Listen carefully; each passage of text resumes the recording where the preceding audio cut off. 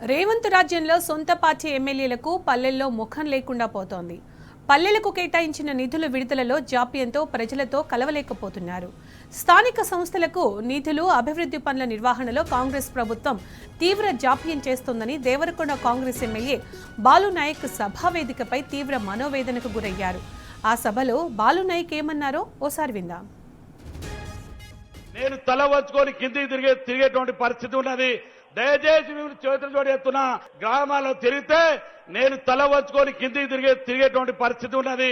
దయచేసి మీరు చేతులు జోడెత్తున మా నియోజకవర్గంలో ఉన్నటువంటి అన్ని తండాలకు, గ్రామాలకు, మండల హెడ్ క్వార్టర్లకు రోడ్లకు నిధులు మంజూరు చేయవలసిందిగా కోరుతా ఉన్నాను. అదేవిధంగా గ్రామాల్లో తిరిగితే నేను తల వంచుకొని కిందికి తిరిగేటువంటి పరిస్థితి ఉన్నది. దయచేసి మీరు చేతులు జోడెత్తున గ్రామాల్లో తిరిగితే నేను తల వంచుకొని కిందికి తిరిగేటువంటి పరిస్థితి ఉన్నది.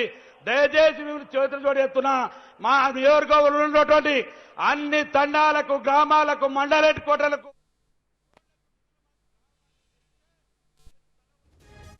తిరిగేటువంటి పరిస్థితి ఉన్నది. దయచేసి మీరు చేతులు జోడెత్తున గ్రామాల్లో తిరిగితే నేను తల వంచుకొని కిందికి తిరిగేటువంటి పరిస్థితి ఉన్నది. దయచేసి మీరు చేతులు జోడెత్తున మా నియోజకవర్గంలో ఉన్నటువంటి అన్ని తండాలకు, గ్రామాలకు, మండల హెడ్ క్వార్టర్లకు రోడ్లకు నిధులు మంజూరు చేయవలసిందిగా కోరుతా ఉన్నాను. ఇక ఇదే అంశానికి సంబంధించి పూర్తి సమాచారం మా ప్రతినిధి రాముని అడిగి తెలుసుకుందాం. రాము, స్థానిక సంస్థలకు నిధులు, అభివృద్ధి పనుల నిర్వహణలో కాంగ్రెస్ ప్రభుత్వం తీవ్ర జాప్యం చేస్తోందని దేవరకొండ కాంగ్రెస్ ఎమ్మెల్యే బాలునాయకే సభాముఖంగా మాట్లాడడం మనం విన్నాము. దీనికి సంబంధించి అప్డేట్స్ ఏంటి రాము? సునీత, నేడు పల్లెల్లో నిలుతున్నటువంటి వాస్తవ పరిస్థితిని అద్దం పట్టేలాగా కుండబద్దలు కొట్టారు దేవరకొండ ఎమ్మెల్యే నెనావత బాలునాయక్. ఈ రోజు సీఎం రేవంత్ రెడ్డి సాక్షిగానే ఆయన పల్లెల్లో జరుగుతున్నటువంటి అభివృద్ధి పనుల గురించి, పల్లెల్లో ఏ విధంగా అయినటువంటి పరిస్థితి ఉంది, పల్లెల్లో అభివృద్ధి కానరాక కొనుగోలుతున్నటువంటి పరిస్థితి గురించి ఆయన స్పష్టంగా వివరించడం జరిగింది. ఎక్కడికి వెళ్ళినా కూడా ప్రజలు ఆ సమస్యలు ఏకరువు పెడతా ఉంటే, అక్కడ ఉన్నటువంటి అభివృద్ధి పనుల గురించి డిమాండ్ చేస్తూ ఉంటే, వినతి పత్రాలు ఇస్తా ఉంటే వాళ్ళకి ఎలాంటి సమాధానం చెప్పలేక తల ఉంచుకొని పోవాల్సినటువంటి పరిస్థితి మాకు వచ్చిందంటూ కూడా ఆయన వాపోవడం జరిగింది. ఆయన తీవ్ర మనస్తాపానికి కూడా గురి కావడం జరిగింది. అత్యవసర పనులకు సంబంధించి కూడా ఎవరికి ఎలాంటి హామీ ఇవ్వలేకపోతున్నాం. రోడ్లకు సంబంధించి, అదేవిధంగా మురికాలకు సంబంధించి, సీసీ రోడ్లకు సంబంధించి కూడా ఎలాంటి అభివృద్ధి కార్యక్రమాలకు సంబంధించి ప్రజల నుంచి వినతి పత్రాలు వస్తా ఉన్నాయి. వాళ్ళ దగ్గరికి వెళ్ళినప్పుడు వాళ్ళు అడుగుతుంటున్న క్రమంలో వాళ్ళకి సమాధానం చెప్పలేక తమంతా కూడా ముఖం చాటేసుకొని తిరగాల్సినటువంటి దుస్థితి వచ్చిందంటూ కూడా బాలనాయక్ తీవ్రంగా కూడా అక్కడ ఆగ్రహం వ్యక్తం చేయడం జరిగింది. అక్కడ ఆయన మనస్తాపం కూడా వ్యక్తం కావడం జరిగింది. ప్రభుత్వం నుంచి ఎలాంటి సహకారం లేదు, ప్రభుత్వం నుంచి ఎలాంటి నిధులు రావట్లేదు. 2 ఏళ్లుగా పాలకవర్గాలు లేక గ్రామాలన్నీ కూడా ఎక్కడికక్కడ అస్తవ్యస్తంగా మారిపోయాయి. కేంద్ర రాష్ట్ర ప్రభుత్వాల నుంచి నిధులు రావట్లేదు, ఆర్థిక సంఘం నుంచి కూడా నిధులు రావట్లేదు. అత్యవసరంగా ఏదైనా గ్రామానికి వెళ్తే ఆ గ్రామంలో అత్యవసరంగా చేపట్టాల్సినటువంటి అభివృద్ధి పనుల గురించి కూడా ఒక్క రూపాయి కూడా వాళ్ళకి ఇవ్వడానికి ఎక్కడ కూడా పైసలు లేవు, ఎక్కడ కూడా అభివృద్ధికి సంబంధించినటువంటి ముందుకు పోవట్లేదంటూ కూడా బాలునాయక్ కుండబద్దలు కొట్టడం జరిగింది. మంత్రుల సాక్షిగానే కుండబద్దలు కొట్టడం జరిగింది.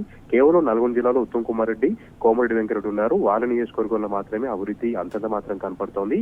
ఇతర ఎమ్మెల్యేల నియోజకవర్గాల్లో ఎక్కడ కూడా అభివృద్ధి అనేది కనపడలేదు. ఒక్క రూపాయి కూడా విధిలించట్లేదు. ఒక్క రూపాయి కూడా అభివృద్ధికి సంబంధించినటువంటి నిధులు మంజూరు కావట్లేదు అంటూ కూడా ఆయన కుండబద్దలు కొట్టారు. వాస్తవ పరిస్థితి అయితే తెలిపినట్టుగా కూడా చెప్తా ఉన్నారు. ఈ ప్రభుత్వంలో ఎక్కడ వేసిన గొంగలు అక్కడే ఉంది, ఎక్కడ కూడా అభివృద్ధి జరగట్లేదనేటువంటి వాస్తవాన్ని ఆయన ఒప్పుకోవడం జరిగింది. సీఎం రేవంత్ రెడ్డికి మొరపెట్టుకున్నారు. ఇప్పటికైనా సరే దేవరకొండ నియోజకవర్గంలో మారుమూల తండాల్లో, మారుమూల గ్రామంలో రోడ్ల పరిస్థితి అధ్వానంగా ఉంది. రోడ్లకు నిధులు విడుదల చేయాలి, గ్రామాల అభివృద్ధికి నిధులు విడుదల చేయాలి.